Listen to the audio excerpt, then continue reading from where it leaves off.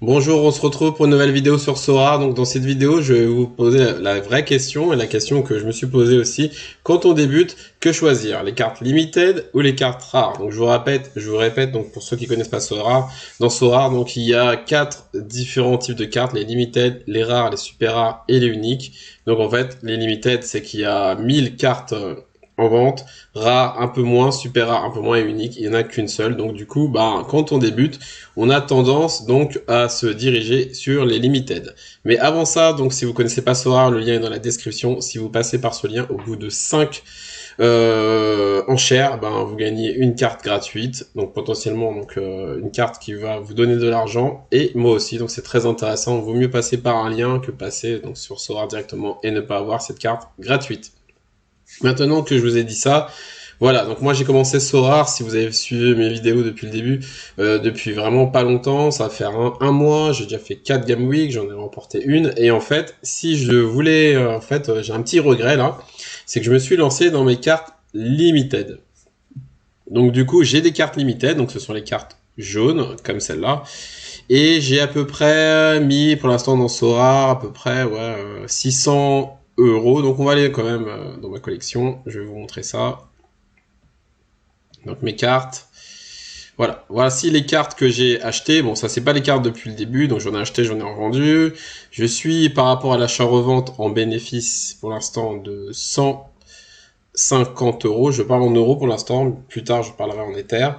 Et du coup, parce que j'avais acheté Pedri et je l'ai revendu, mais voilà, en fait, je suis en train de faire les Game Week et je suis en train de me rendre compte que les Game Week, franchement, c'est pas bien payé. Déjà, c'est très difficile. Donc, je vais vous montrer déjà les price pools des Game Week. Donc là, c'est la Game Week donc pendant les matchs internationaux. Donc je suis allé, on clique donc sur donc vous faites jouer comme ça. Après vous allez sur une Game Week en cours et ensuite vous allez sur Price Pool. Donc c'est les récompenses et ensuite vous allez voir voilà. Ça, c'est les récompenses. Donc, pour tous les trois premiers, c'est vraiment des super récompenses parce que du coup, vous avez de l'argent, plus une carte star, donc voilà, potentiellement un Mbappé, un Haaland, etc. Bref. Deuxième aussi, troisième aussi. Et ensuite de ça, si vous n'êtes pas dans les trois premiers, donc à mon avis, il y a 97% de chances de pas de l'être, il y a des petits paliers, donc de 4 à 11 une star, bien payé, 12,39. Mais après, on est beaucoup. Il y avait 9000 inscrits quand même. Donc, dans 9000 personnes, c'est très difficile d'être dans les 500 premiers. Pour l'instant, la Game Week n'est pas finie. Je vais vous montrer.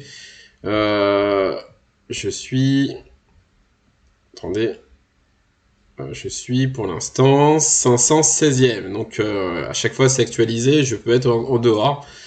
Mais c'est pour vous dire que voilà, honnêtement, à la base, je devrais être content d'être d'être dans les 500 premiers, voilà, 575e. Mais en fait, si je gagne, ça m'est déjà arrivé une fois, je vais gagner une tier 3 limited. Et une tier 3 limited, qu'est-ce que c'est? Justement, c'est un joueur à bas prix. Donc souvent un joueur qui joue, souvent un joueur remplaçant, mais qui voilà, d'une carte d'une valeur de 10, 15 €, pas plus. Et du coup, très difficile à vendre.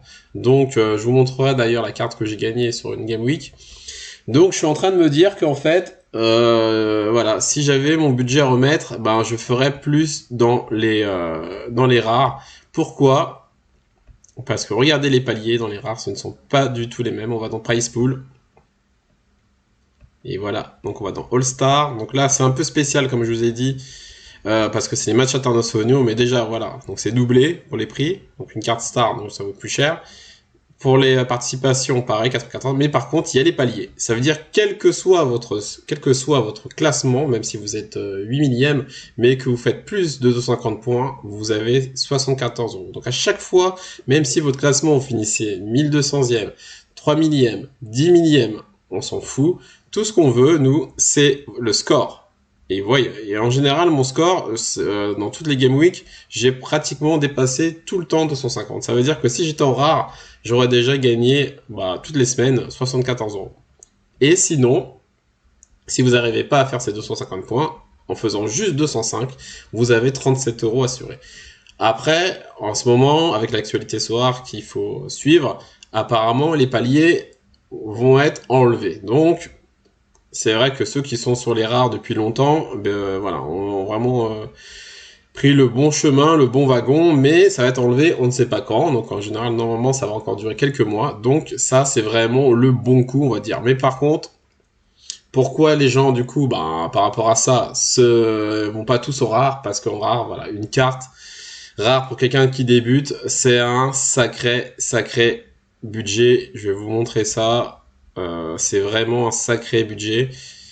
Et du coup, un défenseur en rare, un bon défenseur en moyenne, ça va être aux alentours de 200 €. Donc ensuite, après voilà, vous pouvez en trouver, bon après ça dépend des divisions, mais en Europe, moi en ce moment je joue en Europe, là on peut en trouver, mais c'est division asiate. On peut en trouver des défenseurs moins chers, mais en moyenne c'est 200 €. Un milieu de terrain, c'est 400 € et un attaquant, on va dire c'est 800 €. Donc cumuler tout ça, c'est pas le même budget qu'en limited. Voilà, donc c'est pour ça en fait que je voulais vous parler de ça.